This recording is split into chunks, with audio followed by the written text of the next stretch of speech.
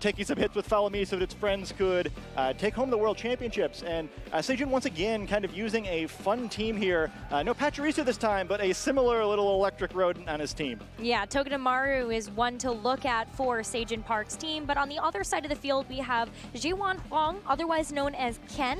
And that's exactly how we're going to be referring to him for the rest of the broadcast there. But Ken has a really interesting team as well. Of course, there's that Xerneas that we were talking about before, battling it out against Sejun Park's Rayquaza. Yeah, I think two interesting matchups to watch there. I mean, that's the big one, right? Right from the word go, we're going to see those two Pokemon match off. The Metagross and Sejun side going to be important for shutting down that Xerneas. Also, that Shedinja, very scary. Sejun does have a couple of different Pokemon that can hit it for super effective damage with that Wonder Guard, so he's going to have to be careful with his own Incineroar and Rayquaza. Almost definitely has to bring both of them also. Fortunately for Ken, that doesn't really give him anything because he's probably going to bring those two Pokemon to almost every match he plays this weekend. Yep. What's also interesting to note is that the Tapu Fini is on Sejun's side, not on Ken's. Always scary when you see Tapu Fini next to Shedinja because you have to be concerned, all right, I have to be able to deal with Wonder Guard if my opponent is a Bug and Ghost type Pokemon, but also if it's a Water type Pokemon. Sejun doesn't have a whole lot of ways probably to hit Water type Pokemon, so fortunate for him, he's not going to have to deal with that this round. Yeah, that's going to be really fortunate, but I would really like to see what maybe the Z moves are for these teams and also what the Mega Pokemon might be for both Ken and Sejun. Now, for those of you that are watching, Ken, excuse me, I just said that we were going to refer to them as Ken. But Ken is a really prestigious Chinese player that's a veteran to Worlds. Yeah, both these guys have a lot of experience at this level. It should be a really fun match. Yeah, and we're getting into it. We're already about to get started here, and it's going to be that Tapu Fini and Metagross on Sejun's side versus the Groudon and Tapu Koko. Terrain control really important here, but we're seeing that Tapu Koko is going to try to take control of that terrain first. Yeah, being faster here is a disadvantage, and the ability activates first, gets replaced by Tapu Fini, but a pretty good lead combination for Ken, I would say, where he gets that Groudon out here safely.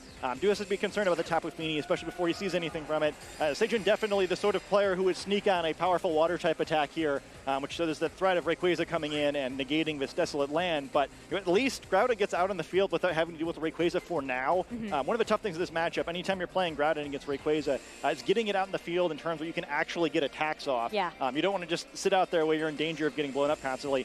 There's potential danger here, but at least with Tapu Koko out there checking the Tapu Fini, that's going to be tough for Sejun to do anything too crazy. A good opening position for Ken. Well, for Sejun, especially when you're thinking about Groudon, Groudon can be either a special attacked Pokemon, or it could be trained to be more just physical attack. So you never know what that threat's going to be. So Sejun's going to have to play around this very carefully here, as Ken's going to go ahead and kick things off by just switching at the Groudon. Doesn't feel like this is safe. Yeah, perhaps he is concerned about a potential Rayquaza switch in, and we see that Shedinja, who's going to have an easy time with both of these Pokemon. Very unlikely either of them can hit it for super effective damage, but with Metagross switching out, we do see that Kyogre coming in. Wow. So was looking for a play most likely on that Groudon. Great play by Ken to avoid it. Excellent play by Ken. Will avoid some of that damage. If Sejun trying to target down that Groudon, it means that Shedinja is going to be on the receiving end of whatever might come out for this next turn. But it is at least going to make it rain on the field here. But Tapu Koko is going to be able to get a nice chunk of damage into that Tapu Fini. Yeah, nice Volt Switch there. Not likely to be able to knock out a Tapu Fini from full health, so get some chip damage. Allows him to switch another Pokemon back in. He could get Groudon back out if he wanted to, though. Yeah, he said that. Yes, tricky to play against two Water-type Pokemon, with Rayquaza likely being the final Pokemon on Sejun's side. And we do see Xerneas coming in, so instead a different Pokemon trying to take advantage of the Pokemon on the field here. Yeah, Shedinja might be able to do a little bit to keep the eyes off of that Xerneas. Xerneas is going to want to try to set up for that Geomancy turn, but you got to be really cautious about what Sejun has in their back pocket. A lot of offensive-oriented Pokemon. Yeah, nice play on Ken's side, too.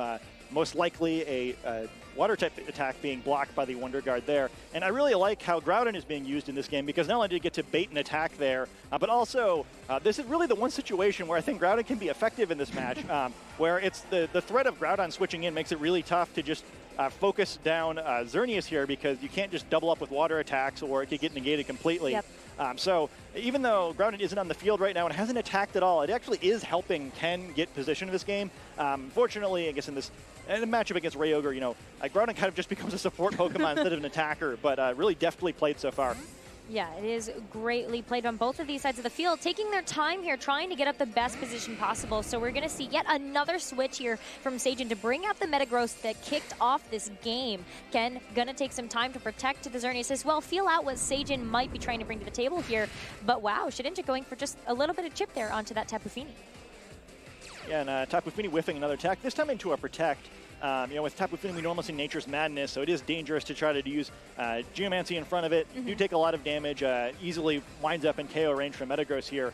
Going to be tough for Ken to use either of his restricted Pokemon, but really well played so far. If that Shadow Sneak looks a little strange, by the way, I was like, oh man, that's not a lot of damage. I'm most likely just trying to whittle down Tapu Fini's health enough that it can be knocked out without activating its berry. Well, they're going to switch sides there on Ken's side of the field here. Might be a great choice, depending on where Sejun ends up targeting some of those attacks. But Geomancy first. Power Herb will make sure that Geomancy goes off without a hitch here, but the real question is whether or not Xerneas is going to survive till the next round. Yeah, Shedinja trying its best to protect with that Ally Switch, and it looks like it succeeded. All right, looks like it's gonna do the thing here because Tapu Fini's actually gonna target down with an Icy Wind, it looks like. So a little bit of speed stat lowered on both, for at least for Xerneas here on Ken's side of the field, and now Sejun has a little bit more time to figure out what to do against his Xerneas, which is ready to go. Yeah, see that Xerneas all fully powered down, got the Geomancy off, still going to be the quickest Pokemon in the field, even with its speed reduced a little bit by Icy Wind. The boost from Geomancy is 2 levels, so it will have an advantage. And now he knows that Ally Switch is there. I guess you usually expect it when you see Shedinja. But again, really well played, where you know, we're kind of seeing an unconventional means of supporting Xerneas. None of these Pokemon are kind of like directly protecting it, but instead just finding ways for Xerneas not to have to take attacks. We see in his Ally Switch again, Sejun going to take some big damage here as he tries to call it. Wow, Tapu Fini not going to survive through that, but Metagross still hanging on because that's not going to do too much damage. Yeah, it was a double crit. That was a lot more than what we were expecting for that Metagross. But for Sejun now, did he end up figuring out that Ally Switch? Yeah, but not this time, yeah. Once again, attacking into that Protect. So rough go for Sejun to get the start of this one. Just hasn't really been able to get anything going. And I do love what Ken did, by the way, where, again, you know, the attacks on Tapu Fini, like, they look a little strange, but able to whittle down just enough, doesn't have to deal with the berry, gets that Pokemon off the field. Tapu Fini often taught Haze, so it's very important to eliminate it quickly when you're running a Xerneas team like this. You don't want to just lose that Geomancy boost because your item is consumed when you use Geomancy the first time. So, you know, if you don't get a big advantage from that, lose it to Haze, you can't really set it up again, especially in a matchup like this one where there's so much danger coming from Sejun's side. But again, I just have to say, I really have to hand it to Ken. He's playing against I think someone most people would consider at least one of the top 5 best VGC players of all time. And he's kind of making this game look easy so far. Well, a lot of rotations, a lot of trying to reposition on the field here. And again, another repositional move with another Ally Switch from Shedinja, moving Xerneas over to the right side. Rayquaza will protect themselves through this second Dazzling Gleam. Metagross still not doing too much to it yet, but did Sejun still missed. Yeah, that Wonder Guard is just not working out for him, where it's tough, where it looks a little silly. We're like, oh, why doesn't he just attack the other slot? You know, it's not that easy, right? I mean, it's kind of I hate how much players use the phrase 50-50 because usually it's not. But in this case, it kind of is, right? Where either he does or he doesn't. There's no randomness involved, but it's really tough to get a read because you know, one play isn't really in any way better than the other. They're just kind of playing rock, paper, scissors out there. Ken coming out ahead so far. I guess in Sejun's side, you're kind of at least just hoping that you're learning the tendencies of Ken because this has become very challenging. Well, it's going to be a lot of mind games because you could Ally Switch or you could not. Metagross now opting to hit the Xerneas, so we're not potentially going to see an Ally Switch here. We're actually seeing that Shadow Sneak doing just barely enough damage that it might get knocked out by the Xerneas here, and it does, and Rayquaza barely holds on. Yeah, that's going to be a focus sash there, so Rayquaza will get at least one attack off, but it's a tough game so far for Sejun. Yeah, he's going to lose this weather battle now as well because Kyogre's going to be forced out into that final slot. No ability for Sejun to take it out there, and Rayquaza not going to do enough damage to be able to knock out that Xerneas on Ken's side. Yeah, we learn a lot about the way all the Pokemon are trained there. Metagross taking suspiciously little damage there, which sort of implicates Metagross' item a little bit, almost definitely an Assault Vest. Also, the lack of Mega Evolution, very suspicious. The other thing to note here, though, is that even if Sejun gets one call right here, he could try to get a knockout with an extreme speed, though he's going to have to be careful with attacking into a protect and getting hit by Shadow Sneak. Even doing that is not really a path to victory for Sejun. Very likely the only Pokemon on his side that can knock out Shedinja is that Rayquaza, who's almost been knocked out right now. There's really no way that Rayquaza is going to be able to knock out Shedinja before it is knocked out itself if Ken just keeps targeting the Rayquaza. So Sejun is in trouble here, realizes that, and forfeits. There's just no way to get out of that one. Wow, well, an expert first game played by Ken, making it look easy against one of the best players in Pokemon. But this is not over. It is still a best of 3, so Sejun has a lot of information to work with from what Ken's Pokemon really showed us. Yeah, I don't know if I'm upset about the team matchup after that one if I'm Sejun, where it's like, losing is always a shame, but it's a winnable matchup. It just, he's got to make a few more of the calls right if he wants to get through this game. Certainly, I think like 3 or 4 times in a row attacking to the wrong Pokemon when Shedinja's out there. You can't get away with that in these matchups. But also, the lead matchup was also not to his advantage, and I think it's going to be important for him this game too to kind of anticipate Ken's lead a little bit better and try to start off on a better foot. Also, that Shedinja, I was surprised on Sejun's side that we only saw Rayquaza of the 2 Pokemon that can potentially damage Shedinja. If Incineroar is in that match, maybe Sejun can keep playing at least, where he wound up kind of just losing the match halfway through there. He was so far behind in health that it probably didn't really matter, but something to think about in game 2. Absolutely. It sounds to me like Sejun might have to think about bringing different Pokemon to the field than the 4 that he did bring to game 1. But that could have been part of his strategy. Let's just bring some things, not show off everything in the kit, and make Ken wonder whether or not he will be able to take these matches. But we're getting ready for game 2. Team preview here. It means that Ken and Sejun are going to have another chance to bring some different pairs to the field. Yeah, I think the one thing that Ken gets to learn that game is he did see the item on both Rayquaza and Metagross. Yep. Rayquaza, one of the great things about it is they can easily hold 4 or 5 different good items. So figuring that out helps. And then also, Metagross, a little unconventional. Should be knowing with that Assault Vest, Metagross is great in the Xerneas matchup. I know it didn't look like it there because Shedinja was a little bit too sneaky for Sejun there, but there are a lot of tools in this that would lead me to believe that Sejun actually is the one who has the matchup advantage here. Shedinja, with good enough guessing games, has a matchup advantage against everything. But if he's able to make those calls, I think the other Pokemon on his team will go down. Or the other Pokemon in Ken's team will go down pretty easily to Sejun. So we could easily see this turn the other way. The key Pokemon in this matchup is going to be Shedinja, where Ken has to play a little bit defensively. There's a lot of threatening Pokemon on Sejun's side. We can see if he can dance this dance again and kind of just sneak around all those counters, or if Sejun will be able to lock this one down and bring us to a game 3. The only thing I'm worried about on Sejun's side is that we still don't know what that double threat of Groudon is. Is it more physically trained? Is it more specially trained? We just don't have that information yet, so Sejun's going to have to play around that big threat on Ken's side of the field, but opts to bring Incineroar, maybe trying to mitigate some of those effects, especially if it's physically trained. There's a lot of things that I really like about seeing the Incineroar here. It helps slow down the game for Sejun, where I just like he was taking big losses every turn last game. Also really helps improve this lead matchup by getting both these Pokemon out here. And kind of by threatening both of them lets Ken know that, well, it's going to be a much tougher game for Shedinja. Tougher to switch into. There's a threat Absolutely. where if you try to be cheeky like last game, bring in their block attack, maybe you lose your own Focus Sash for nothing. The one thing to keep in mind, though, that is good for Ken about this matchup, Tapu Koko, a Pokemon that does want to stare down these 2 Pokemon, most often holding the Farium Z. We actually didn't see either player's Z Crystal in the first game, so we don't know where those are yet, but something Sejun's going to have to be careful about. Certainly, I don't want to attack too aggressively with Rayquaza. We did see the Focus Sash, but you don't want to give that up for nothing. Certainly a Pokemon that does help control all of the legendary Pokemon on Ken's side of the field, so I want to make sure that whenever that Focus Sash does get popped, you get value. Well, the first thing that's going to go is Tapu Koko's ability to move for this turn. Rayquaza is just going to take a little look around, and I think that Sejun's set up pretty well here. Rayquaza not doing too much damage, but that Focus Sash is going to be gone. Yeah, I mean, losing the Focus Sash is unfortunate, but that was actually a really good trade. We see a move from Sejun's Rayquaza that we very rarely see. I'd actually heard from a few players that this is being tested. I forgot to mention it when we were talking earlier, but that's the Tailwind from Rayquaza. Most often see that on more defensive Pokemon, but Sejun opting to spend a move slot on his Rayquaza to help speed up the team. There are a lot of big advantages to that one. One, that it makes Xerneas even more, or this game even more perilous for Xerneas, but there's already a lot of Pokemon on Sejun's time that can do big damage.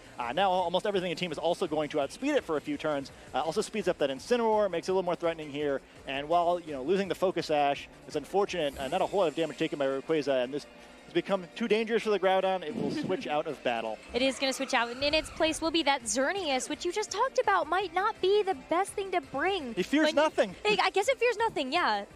Deer gonna be a deer, but it is going to be Rayquaza aiming for the Tapu Koko slot. Not enough to knock it out, but it does do a significant amount of damage here. Well, so if you see a double target, getting rid of that Tapu Koko early would be a big advantage for Sejun. And yeah, we see Incineroar going off this Flare Blitz. Wow, that Flare Blitz is going to make Tapu Koko rendered useless for this game 2 here, and I think Sejun's feeling pretty good about that one. Yeah, this looks really good for Sejun now. Not only does he get rid of a Tapu Koko, which is kind of the one Pokemon that was good against most of the members of his team, but also he has both the Pokemon that can damage Shedinja out. It would be much more difficult to do some of those ally switch games where even if you were to try it and succeed, Shedinja would just get knocked out because of that. The Groudon having to switch in instead. But it's a tricky spot, right? I mean, I would guess Sejun's final 2 Pokemon are probably Kyogre and Metagross. Yeah. 2 Pokemon, the Pokemon on the field on Ken's side really don't want to face down, so he's got to play very carefully here. Not only does he have a Pokemon disadvantage, but he also has a matchup disadvantage, and he has to worry about a couple more turns of those Tailwind. Sejun just turning the game around, but he also needs to be careful as well. You'd assume after that first game, Shedinja could be the final Pokemon on Ken's side of the field, so have to be a little careful, but there's really no reason for him to use any attacks that wouldn't hit Shedinja, so nice spot for Sejun this time. Yeah, absolutely. I feel like that Incineroar pick for the lead was just a key to victory here for Sejun, but it's not quite over yet. Ken does have that Groudon, which is still a big threat, and now I'm remembering, I think last game we did see it use a Fire Punch. So it might be physically trained here, but Rayquaza now showing off that it does have the ability to Mega Evolve here, and it is going to do just that. It will get a different ability now because of that Mega Evolution there, and it's going to make Groudon a little scared. That it is, and make this Dragon Descent do more damage as well. So we'll see it coming, which Pokemon it comes down on. Oh, it's going to be the Xerneas. Ooh, wow. Over half damage there. That's going to be a large chunk. I don't think Ken was quite expecting that much damage to be taken into that Xerneas slot, but it's Incineroar. Incineroar's going to double right into it. Ooh, not quite barely enough. Holds on. I'm on the edge of my seat right now. That Dazzling Gleam is going to be able to go off into both slots there. Rayquaza is going to take the fall for that move. Yeah, it's a tough spot. Incineroar also taking a lot of damage. Doesn't really want to face this Groudon down either. Could see a double knockout. And yeah, here's the Precipice Blades. Yeah, that's going to be a whole bunch of Precipice Blades into that second slot. And as quickly as we saw Sejun take the lead now, it looks like Sejun's going to be down a little bit. Let's see what that last 2 Pokemon are that he brought. If it is Metagross and Kyogre, I think Sejun's probably licking his chops, because I would say this is game over for Sejun if he has those. We'll have to see the Pokemon coming out in the field, and yes, it is those 2 Pokemon. So this is actually really good positioning for Sejun. So the turn does not look very good when both of your Pokemon get knocked out, but that's true. It's kind of perfect where he gets a ton of damage in that Xerneas, where it's not going to be able to survive any more attacks, has to worry about Bullet Punch from that Metagross. We've already seen how sturdy it is. So it's really going to be a matter now, can Kyogre catch that Groudon with an attack? The one thing about this situation that is going to be really unfortunate is that, and I guess it's the way that Ken wins this game now, is he's got to get this Groudon out so he can bring it back in, get Desolate Land back on the field. He does not want to fight Kyogre with a weather disadvantage, but still going to be tough to avoid fighting a 2v1 here. And then also Shedinja, if that's the last Pokemon, now there's nothing left in Sejun's side that can hit it, so he would lose instantly in that scenario. Yeah, that's going to be tough here, but I think we're about to find out. Groudon switching out on the field, and what's going to come in is going to be the Shedinja, and you can see it on Sejun's face. Knows that this is going to be. You hate to see it. Yeah, you really hate to see this one. You know that Xerneas does have that ability to protect, but it's not going to go for that Water Spout. We'll be able to hit both Pokemon, but because of that Wonder Guard on Shedinja, it is going to survive the field. Groudon going to be able to come out in that Xerneas' place, reset that weather, and I think we all know how this one ends. Yeah, I totally forgot about the Shedinja for a second there, but yeah, it's if Sejun needed to play a more conventional game of Pokemon and simply, knock out, the Pokemon that fight the way we expect to see the Pokemon fight, he would have been in a good position there. Shedinja not playing any of those games, though, totally immune to the attacks of both of these Pokemon, and as such, it will win this match. Yeah, playing some different games, maybe playing a little bit of Ring Around the Rosie rather than the Pokemon that we expected to play on this side of the field, but looks like both players are still trying to figure out if they want to continue on with this match. And we are going to see some moves being made. Shadow Sneak going to find its mark onto the Metagross, which actually does a very large chunk with that critical hit there. And now we've got Kyogre trying their best to deal with the other threats on the field. Maybe we can bring this down to a timer? maybe not, though, because Precipice Blades is going to hit both Pokemon on Sejun's field. Metagross now not able to try to take any of them out on Ken's side. Yeah, I guess there's not really any reason not to try to play it out, but yeah, it's not looking good for Sejun there. Loses another Pokemon, and I think he just played this one a little bit too quickly, where you got that Tailwind up. I tried to press that advantage. Got a little aggressive. I guess, seemingly like me, forgot about the option of Shedinja being in the back there. I think he probably, actually, I guess Sejun definitely expected Rayquaza to be knocked up, or Xerneas rather be knocked up with that attack that left it at very low HP. Perhaps that's the play that spun this matchup. That was really unlucky. That was a very unlucky damage roll, I think, on Sejun's part, because I think that Xerneas should have been knocked out there, but that was a little... should have been a low roll. Yeah, I was kind of wondering when we saw these Xerneas in the previous game, like, this Xerneas seems like it's trained a little bit more defensively than we normally see. Looks like that was the case where this Xerneas a little bit slower and sturdier than we see some of the Xerneas winds up paying off for Ken there, as he's able to survive the attack, pick up the double knockout, and win a team matchup that I think was pretty challenging for him against an extremely talented player. Well, especially because Sejun did make the adjustment to bring in Cineroar for that second game, and once they were able to fake out the Tapu Koko,